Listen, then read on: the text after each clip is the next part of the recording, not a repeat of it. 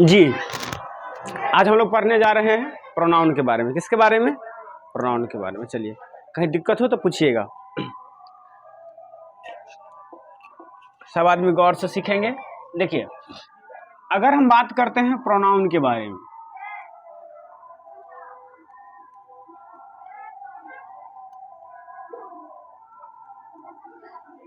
Pronoun को हिंदी में क्या कहते हैं? सर्वनाम। क्या कहते हैं? सर्वनाम। सब आदमी बोलेंगे प्रोनाउन को हिंदी में क्या कहते हैं? सर्वनाम। सर्वनाम। देखिए, यदि आप प्रोनाउन को ब्रेक डाउन कीजिएगा तो ये दो शब्दों में टूट सकता है। यहां से आप प्रो ले सकते हैं, देख रहे हैं सब आदमी, यहां से क्या लिख सकते हैं? प्रो। और यहां से आप नाउन ले सकते हैं। यहां से क्या ले सकते हैं? Noun. Pro plus noun.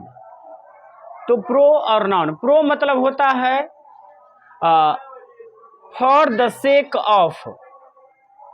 Pro मतलब क्या आता है? For the sake of. अब कहिएगा सर इसका हिंदी क्या होता है? तो इसका हिंदी होता है के बदले आना। के बदले। इसका हिंदी क्या होता है बेटा? के बदले। किसके बदले? तो कहेंगे नाउन के बदले। किसके बदले? नाउन के बदले। जो शब्द नाउन के बदले आए उसे क्या कहते हैं? प्रोनाउन कहते हैं। जो शब्द नाउन के बदले आए उसे क्या कहते हैं? प्रोनाउन कहते हैं।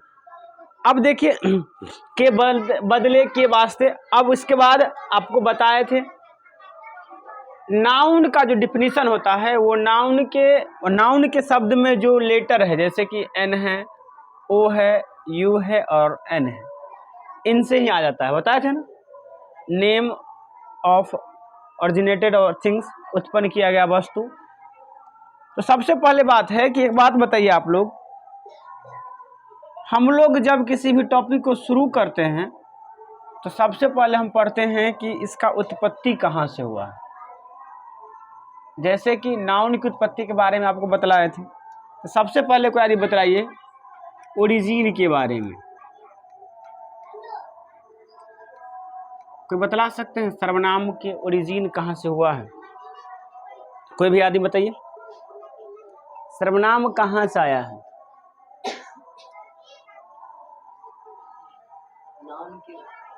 बोलिए। हाँ, नाउन के बदले प्रयुक्त। जी नहीं, वो तो हम भी जानते, तो प्रयोग हो गया कि नाउन के बदले प्रयुक्त हुआ तो सर्वनाम कहला गया, यानी प्रोनाउन हो गया।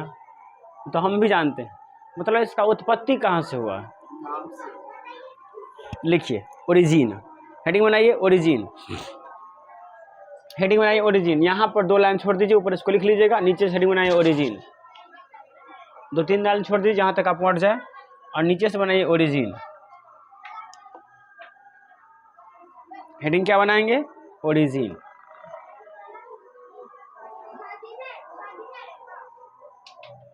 लिख लिए? लिखिए द वर्ड प्रोनाउन। लिखिए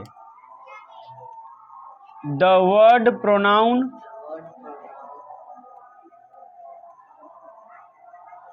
the word pronoun,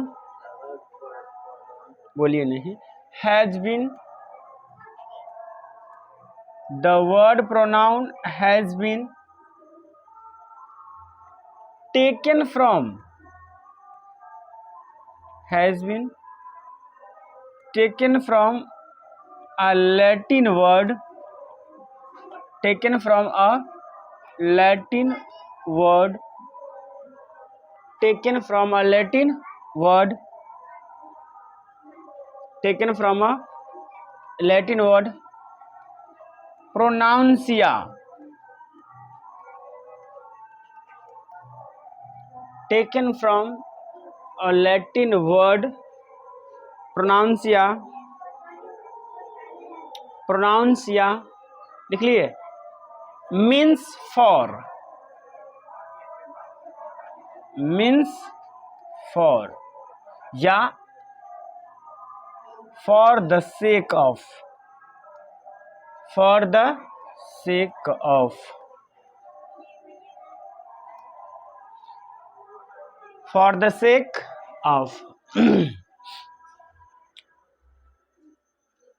for the sake of, लिख लिए, लिखिए।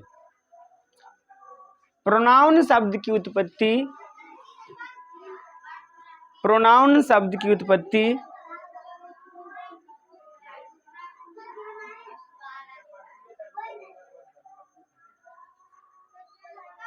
प्रोनाउन शब्द की उत्पत्ति, प्रोनाउन शब्द की उत्पत्ति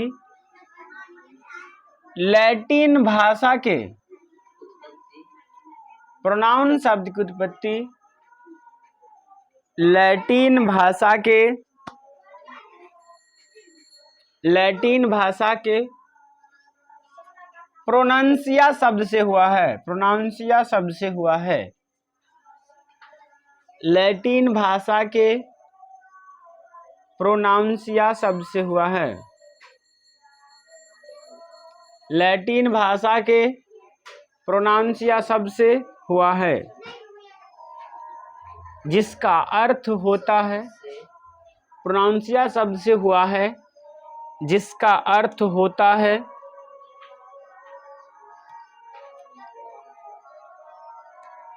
जिसका अर्थ होता है के बदले आना, जिसका अर्थ होता है के बदले आना।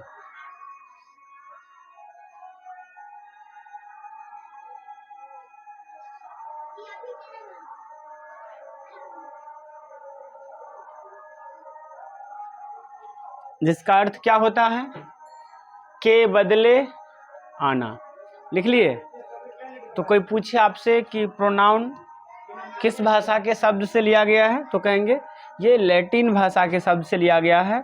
और लैटिन भाषा का वो कौन सा शब्द है, तो कहेंगे प्रोनाउंसिया, प्रोनाउंसिया ना। अब लिखेंगे इसका डिफिनीशन। क्या लिखेंगे इसका? डिफिनीशन।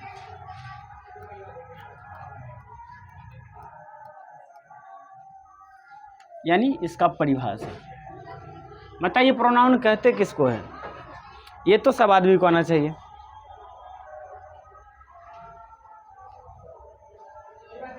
बताइए प्रोनाउन किसे कहते हैं? हाँ बोलिए आप। प्रोनाउन लिखिए। द वर्ड, लिखिए the word, the word, the word which is used, the word which is used in the place of,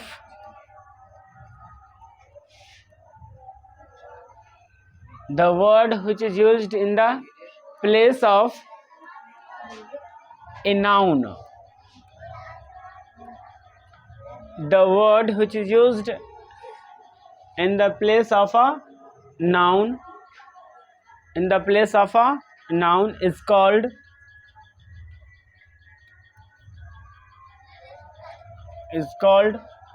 pronoun.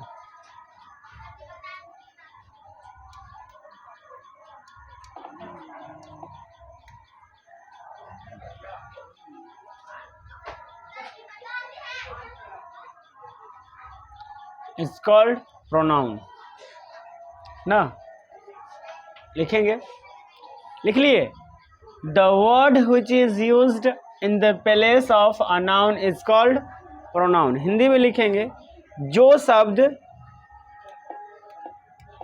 Hindi में लिखेंगे जो शब्द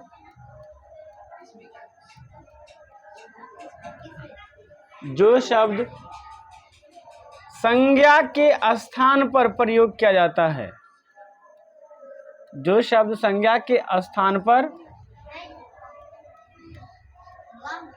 जो शब्द संज्ञा के स्थान पर प्रयोग किया जाता है,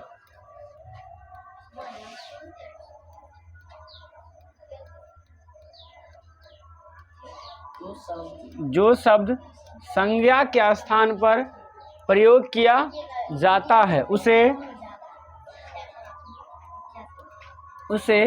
सर्वनाम कहते हैं,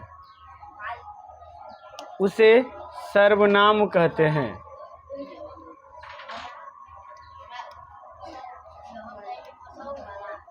उसे क्या कहते हैं? सर्वनाम कहते हैं,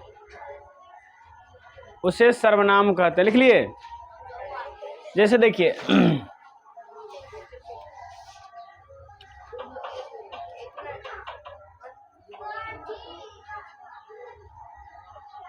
उसे क्या कहते हैं? सर्वनाम। अब जैसे कि अगर हम एक एग्जाम्पल के लिए बात करते हैं, हम कहते हैं Ram is a good boy. Ram is a good boy, इसका हिंदी क्या होगा? राम एक अच्छा लड़का है। ये राम है, ये राम है, और इसको कहते हैं कि ये राम जो है अच्छा लड़का है। राम कैसा लड़का है? अच्छा लड़का है। और उसे इशारा करके ऐसे भी तो बोल सकते हैं, वह एक अच्छा लड़का है, वह एक अच्छा लड़का है। तो एक बात बताइए, हम किसके बारे में कह रहे हैं? किसके बारे में कह रहे हैं? राम के बारे में। लेकिन राम जो एक व्यक्ति का नाम था, उसको हटा करके हमने एक वर्ड का प्रयोग किया, और वह वर्ड आ गया ही। तो ये हो गया he is a good boy. तो यहाँ पर ये जो शब्द ही है, ये किसके लिए आया है? राम के लिए। किसके लिए आया है? राम के लिए। राम व्यक्ति का नाम है, और आपको पता है दुनिया के किसी भी नाम को नाउन कहते हैं। दुनिया के किसी भी नाम को क्या कहते हैं? नाउन कहते हैं। यानी ये था क्या? नाउन। ये क्या था?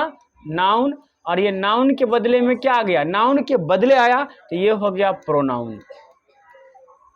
ये क्या हो गया?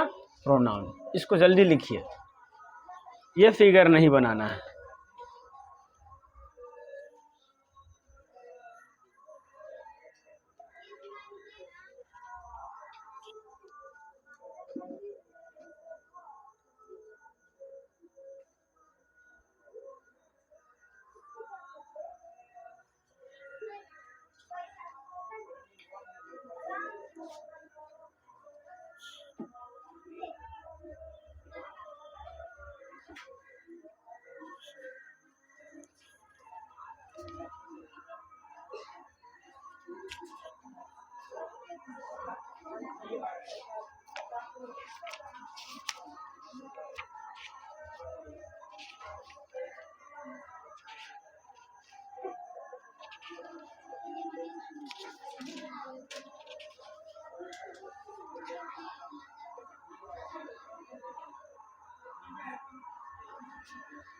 लिख लिए?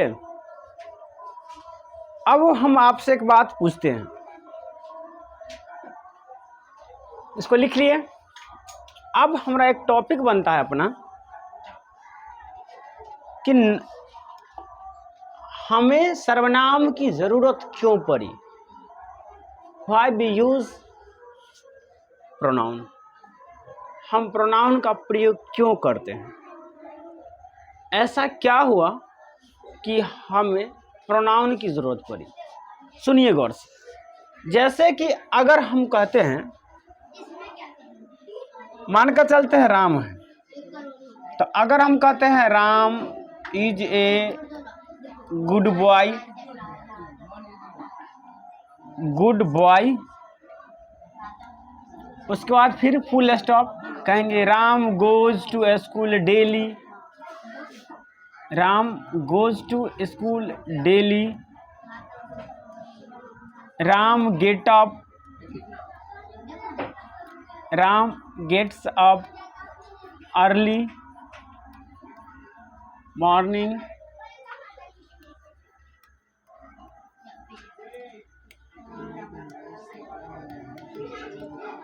यहाँ पर यानी हमने यहाँ पर 3 सेंटेंसेस लिखा है। किसके बारे में लिखा है? राम के बारे में।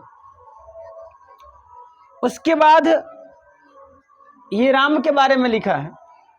तो यहाँ पर आप देखे होंगे कि ये जो राम है, राम राम राम, हमने राम के बारे में 3 वाक्य लिखा है। तो यहाँ पर हम 3 बार राम शब्द का प्रयोग किए हैं।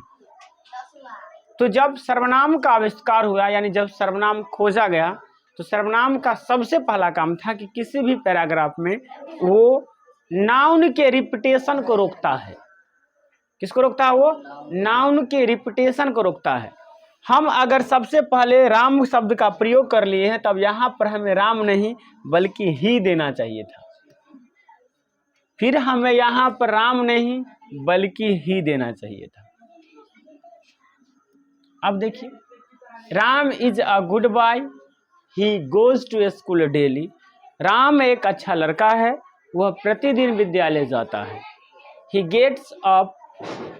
गेट्स अप अर्ली मॉर्निंग, वो सुबह सवेरे उठता है। तो यहाँ पर सर्वनाम का पहला काम क्या हुआ कि ये किसी भी पैराग्राफ में जो नाउन है उसके रिपीटेशन को रोकता है। क्या करता है? नाउन के रिपीटेशन को रोकता है। दूसरा बात, एक बात बताइए, हम वक्ता है, अभी आप लोग श्रोता है, हम बोल रहे हैं और आप लोग सुन रहे हैं। हम बोल रहे हैं और आप लोग सुन रहे हैं। आप कल्पना कीजिए, जब प्रोनाउन मैं शब्द का आविष्कार नहीं हुआ रहता या हम शब्द का आविष्कार नहीं हुआ रहता, अगर हम लोग इस मैं शब्द से और हम शब्द से परिचय अगर अपरिचित रहते तो बताइए हम अपने आप को किस तरह से व्यक्त करते? क्या बोलते? हम, यानी हम अपने आप को, इसी शब्द को हम अपने आप को किस तरह से व्यक्त करते? तो कहते राम मूर्ति अपने आप को किस तरह से व्यक्त करे? राम मूर्ति आप लोग अंग्रेजी पढ़ाएगा। अब अगर किसी बच्चा को पता नहीं है कि मेरा नाम राम मूर्ति भी है, तब कहेगा कि सर जी केकर नाम ले छो? तब पूछता सर जी राम मूर्ति कौन है? पूछता ना, तो फिर कहते राम मूर्ति है, ई राम मूर्ति है। कहा कि सर्वनाम तो रहता नहीं। अब कहते कि हम राम मूर्ति है, तो फिर हम क्या हो गया? सर्वनाम आ गया। अब बच्चा अब कौन भी नहीं कहता सर राम मूर्ति। अब यहाँ कौन भी क्या, यह भी एक सर्वनाम है, यह भी क्या है? एक सर्वनाम है। ये प्रश्नवाचक सर्वनाम है। ये कैसा सर्वनाम है? प्रश्नवाचक सर्वनाम है। तो हम अपने आप को, फिर हम कह दिए तो हम मतलब सर्वनाम, अपने आप को, फिर अपने आप भी सर्वनाम है, एक्सप्रेस नहीं कर पाते। तो पहला काम क्या हुआ? पहला काम हुआ कि सर्वनाम जो है वो वाक्य में नाउन के रिपीटेशन को रोकता है। दूसरा काम क्या हुआ कि वक्ता अपने आप को एक्सप्रेस कर पाया। वक्ता अपने आप को क्या कर पाया? एक्सप्रेस कर पाया। कि वक्ता जैसे कि हम, मैं, तो वक्ता अपने आप के लिए एक शब्द लाया, जो शब्द क्या कहलाया? मैं। और मैं के साथ अगर श्रोता भी मिल जाता है, अन्य व्यक्ति भी मिल जाता है, तो ये हो जाता है हम लोग या हम लोग आगे पढ़ेंगे। इसका मतलब क्या है? मैं तो पढ़ूंगा ही, आप लोग भी मेरे साथ हैं, इसका मतलब होता है हम लोग। समझे बात को? दूसरी बात है। तीसरी बात जरा गौर से देखिए, सबको हम रूल लिखाएंगे, सबको टू दी पॉइंट लिखाएंगे, लेकिन सबसे पहले समझने की कोशिश कीजिए। अब एक बात बताइए, मानकर चलिए कि यहां पर बहुत ही आदमी है, एगो सभा लागल है, 200 आदमी है।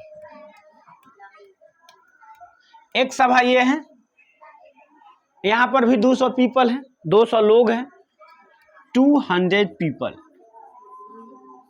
चलिए, और एक सभा ये है, हम लोग इस सभा में हैं, यहां पर भी 200 पीपल है। अब देखिए यहां पर भी कितने पीपल है? 200 पीपल। अब एक बात बताइए, अब देखिए इसको, अगर इसमें अगर हम बैठे हैं तो कहेंगे देखिए हम लोग ये करेंगे ना, सभा में मीटिंग होता नहीं, कहते देखिए हम लोग 2024 में इस प्रकार से योजना बनाएंगे, हम लोग ऐसे से ऐसे करेंगे, हम लोग ऐसे ऐसे करेंगे। तो यहाँ पर इस पूरे व्यक्ति को, यानी 200 पीपल को एक शब्द व्यक्त कर दिया, और वो शब्द क्या था बेटा? हम लोग। और बताओ, ये शब्द इस व्यक्ति के नाम के लिए भी आया, इस व्यक्ति के नाम के लिए भी आया, इस व्यक्ति के नाम के लिए भी आया, इस व्यक्ति के नाम के लिए भी आया, इसके नाम के लिए भी आया, इसके नाम, मतलब इस सभा में जितने भी व्यक्ति बैठे हुए थे सबके लिए आ गया। इसका मतलब ये क्या कर दिया? ये बहुत एकदम बालक अवस्था में जो नाउन का प्रयोग होता था उसको कम कर दिया। और देखिए अब फिर कहते ये लोग, अब मान के चले इसके बारे में बात करते थे, ये तो श्रोता नहीं है, अभी श्रोता तो हम लोग साथ में बैठे हुए हैं, तो कहेंगे वे लोग क्या करेंगे, वे लोग दिल्ली जाएंगे, वे लोग मुंबई जाएंगे। इसका मतलब इसमें भी वे लोग में ही ये सब लोग आ गए। समझे बात को? तो नाउन ने क्या किया, प्रोनाउन ने क्या किया? पहली बात, जो संक्षेपण किया, फ्रेज पैराग्राफ को क्या कर दिया, संक्षिप्त कर दिया। क्या हम इस 2 आदमी का नाम ले पाते? नहीं ले पाते। क्या कहते कि वो ग्रुप एगो था तो कहता उस ग्रुप के पूरे आदमी का नाम लेकर कहते वे लोग जा रहे हैं, क्या ऐसा संभव हो पाता? नहीं हो पाता। तो नाउन ने क्या किया, वो बहुत सारे नाउन को एक साथ लाके जोड़ करके एक छोटा शब्द में परिवर्तित कर दिया। ये काम कौन किया? प्रोनाउन। कौन किया? प्रोनाउन। तो सबसे पहला यूज लिखेंगे, प्रोनाउन जो है वो पैराग्राफ में नाउन के रिपीटेशन को रोकता है। क्या करता है? नाउन के रिपीटेशन को रोकता है। तो लिखेंगे यूज ऑफ प्रोनाउन। क्या लिखेंगे? ये दिखाई देता है, यूजेस ऑफ प्रोनाउन दिखाई देता है ना, ये यूजेस ऑफ प्रोनाउन।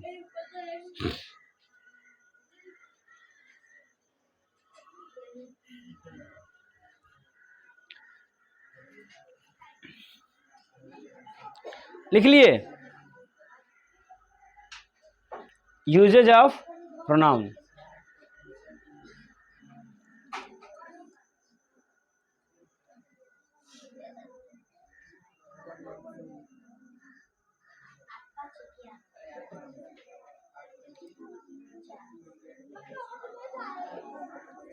चलिए तो हम हिंदी में ही लिखाते हैं। लिखिए, पहला प्रोनाउन का प्रयोग, लिखिए प्रोनाउन का प्रयोग, प्रोनाउन का प्रयोग, प्रोनाउन का प्रयोग वाक्य में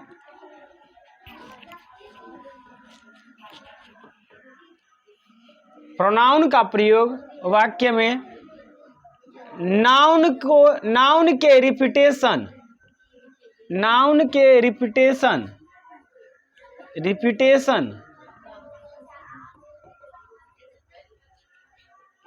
नाउन के रिपीटेशन, नाउन के रिपीटेशन को रोकने के लिए किया जाता है, को रोकने के लिए किया जाता है।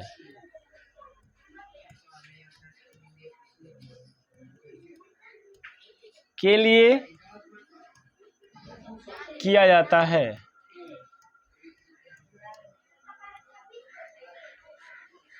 नाउन के रिपीटेशन को रोकने के लिए किया जाता है, जैसे कि हमने इससे पहले रूल लिखाया था ना। लिख लिए, अगला रूल लिखिए,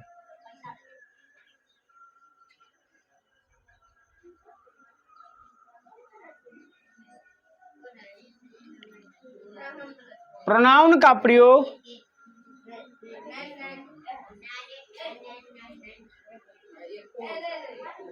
प्रोनाउन का प्रयोग प्रोनाउन का प्रयोग वक्ता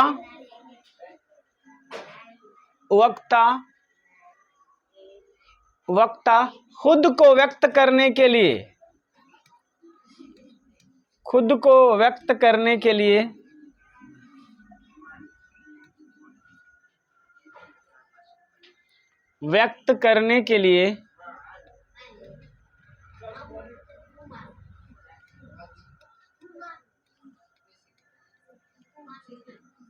करते हैं, खुद को व्यक्त करने के लिए करते हैं, तथा इसके लिए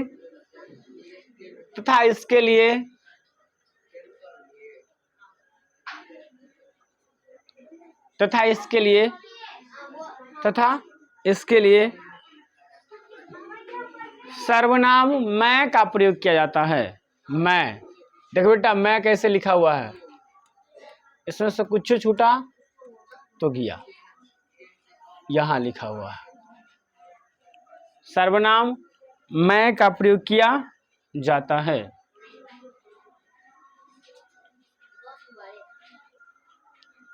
सर्वनाम मैं का प्रयोग किया जाता है। लिख लिए,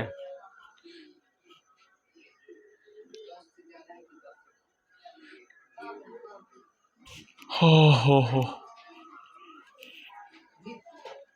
सर्वनाम मैं का प्रयोग किया जाता है। कोई दिक्कत? चलिए अब हम लोग कुछ बातें पढ़ लेते हैं।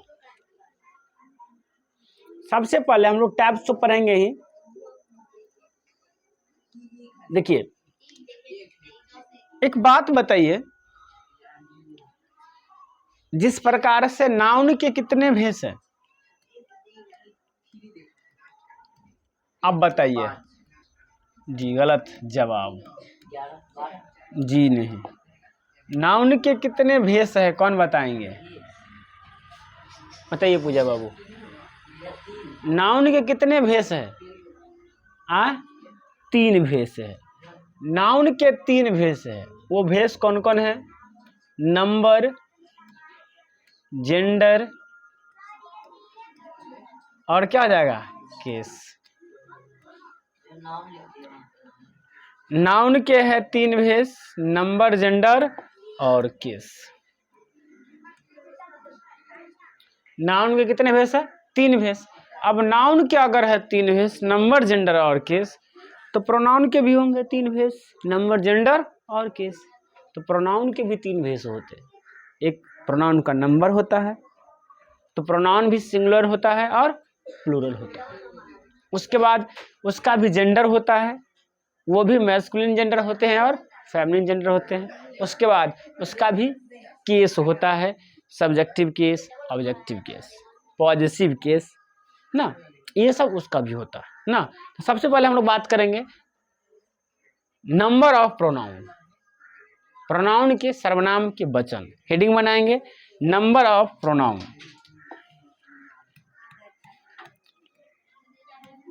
नंबर ऑफ प्रोनाउन हिंदी में क्या लिखेंगे? सर्वनाम के वचन।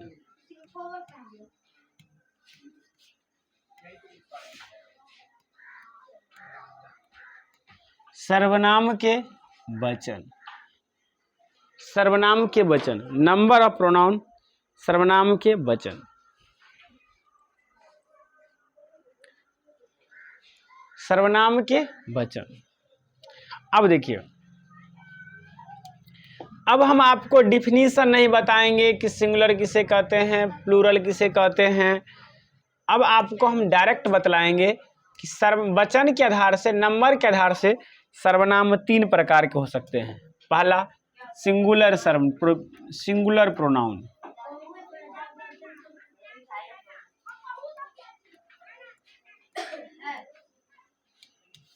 Singular pronoun. दूसरा होता है प्लूरल प्रोनाउन। Plural pronoun. और तीसरा होता है जीरो प्लूरल। तीसरा क्या होता है? Zero plural. जैसा कि आपको हम नाउन में भी बतलाए थे ना, यानी प्रोनाउन भी नंबर के हिसाब से 3 प्रकार के होते हैं, सिंगुलर प्रोनाउन, प्लूरल प्रोनाउन और जीरो प्लूरल। देखिए,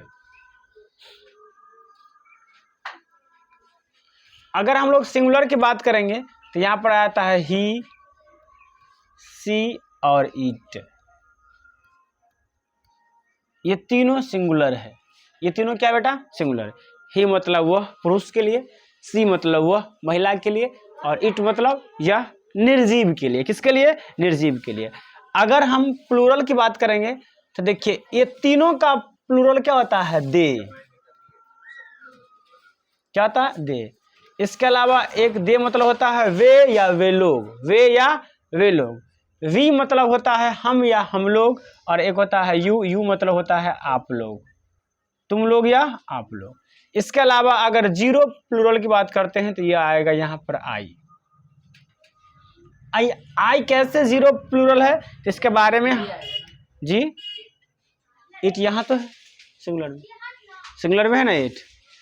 तो जीरो प्लूरल क्यों है, ये बात आपको हमने नाउन में बतलाया था कि देखिए, जीरो अपने साथ एक वर्ब लाता है एम, जो सिंगुलर की तरह ट्रेड करता है, लेकिन इसके बाद वॉज लाता है जो सिंगुलर है, लेकिन ये अपने साथ हैव लेता है जो प्लूरल है। यानी ये ना तो सिंगुलर की तरह बिहेव कर रहा है और ना ही प्लूरल की तरह, इसलिए इसे जीरो प्लूरल के अंतर्गत रखा जाता है। इसे लिखिए जल्दी।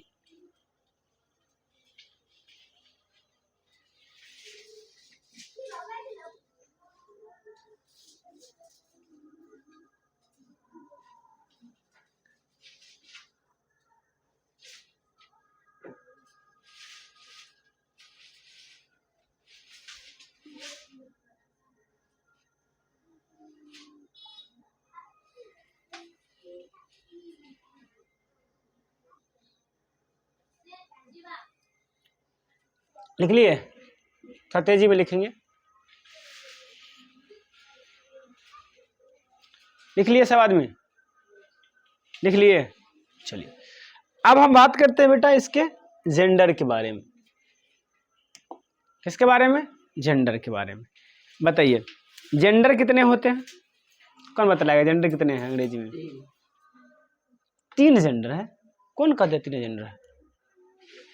Masculine gender, feminine gender, neuter gender, common gender. ये तो हमें बताया है। जेंडर कितने होते हैं? 4 है ना, पुल्लिंग, स्त्रीलिंग, नपुंसक लिंग और उभयलिंग। बताए थे FMNC? नहीं बताए थे? कॉपी पढ़िए, ऐसे नहीं चलेगा काम। तो अगर बात करते हैं हम लोग जेंडर ऑफ प्रोनाउन के बारे में, जेंडर ऑफ प्रोनाउन के बारे में, तो देखिए जेंडर होते कितने हैं? 4। कितने जेंडर होते हैं? 4। तो अभी देखिए ये 4 जेंडर। सबसे पहले बात करते हैं हम लोग मैस्कुलिन जेंडर के लिए। मैस्कुलिन, F से फेमिनिन, N से न्यूटर और C से कॉमन। मैस्कुलिन, फेमिनिन, न्यूटर और कॉमन जेंडर। देखिए मैस्कुलिन जेंडर का जो प्रोनाउन है वो है ही। ही का हिंदी वह होता है जो सिर्फ किसके लिए आता है? पुरुष के लिए। किसके लिए आता है? पुरुष के लिए। जैसे कहेंगे वह राम है तो ही इज राम। सीता अच्छी लड़की है, वह विद्यालय जाती है, तो Sita is a good girl, she goes to school. तो सी गोज टू स्कूल ना, तो वहां पर सी जो है वो क्या है? फेमिनिन जेंडर है। इसका भी हिंदी होता है वह, लेकिन ये किसके लिए आता है? स्त्री के लिए। इसके अलावा न्यूटर जेंडर। न्यूटर जेंडर का मतलब क्या होता है? जो जिससे कि लिंग का पता ना चले, तो इसके अंतर्गत आता है इट। इट मतलब होता है यह। ये छोटे मोटे कीड़े मकोड़े के लिए, छोटे मोटे पौधों के लिए, पेड़ पौधों के लिए भी आप कर सकते हैं, या निर्जीव वस्तु के लिए भी आप इसका प्रयोग कर सकते हैं। अब आता है कॉमन जेंडर। कॉमन जेंडर में जैसे कि आई,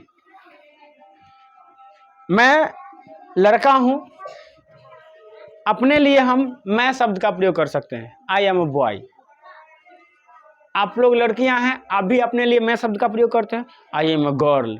कोई महिला है तो I am a woman, I am a teacher. तो ये मैं जो होता है वो स्त्री भी इस शब्द का प्रयोग कर सकता है, और पुरुष अपने लिए भी इस शब्द का प्रयोग कर सकता है। इसलिए ये किस जेंडर के अंतर्गत आता है? कॉमन जेंडर के अंतर्गत। किसके अंतर्गत? Common gender. इसके अलावा बात करते हैं वी मतलब क्या आता है? हम लोग। कोई महिला है वो भी कह सकता है हम लोग, पुरुष है वो भी कह सकते हैं हम लोग। इसके अलावा आता है यू मतलब क्या आता है? आप या आप लोग। दे, वे लोग, दे, वे लोग, ये सब जो है क्या है? कॉमन जेंडर है। लिखिए इसको, एफ से एम से मैस्कुलिन, एफ से फेमिनिन, एन से न्यूटर और सी से कॉमन। याद रखेंगे इसको। वैसे हम लिख ही देते हैं, बाद में दूसरों कहे कि नहीं लिखाए, कहाँ लिखाए हैं, तो उस समय में हम मैस्कुलिन,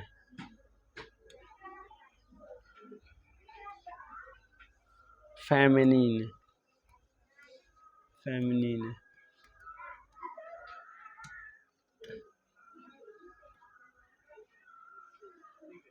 न्यूटर,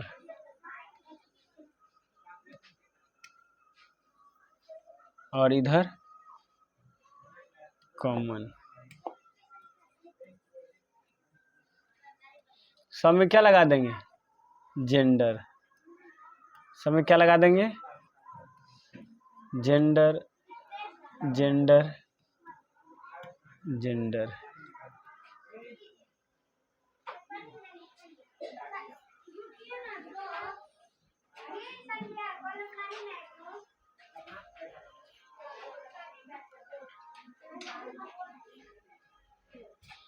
इसे लिख लीजिए, और आज हम अपनी पाठशाला को यहीं विराम देते हैं। Thank you all of you.